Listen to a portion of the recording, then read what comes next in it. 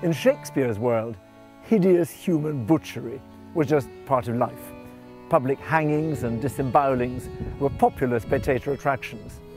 Here, in the collections of Stonyhurst College, there's an astonishing relic of excruciating human suffering, a single human eye.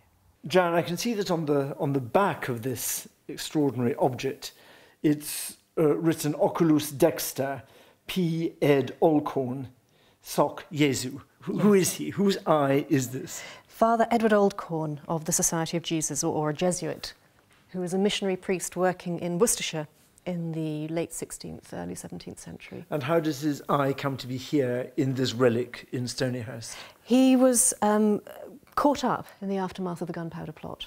Although he had no part in it, he simply was in the wrong place at the wrong time, and other refugees from the plot took refuge in his house, and he was arrested, tortured, executed by being hanged, drawn and quartered.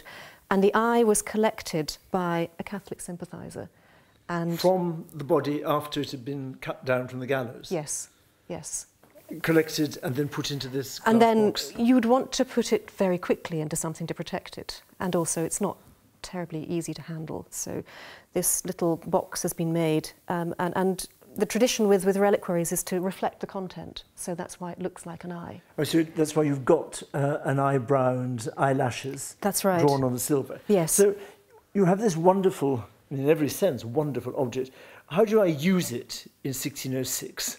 A martyr's relic like this, to English Catholics, would simply be a reminder and a huge inspiration of a very brave man who was brave enough to lay down his life for his fellow Catholics and for his faith.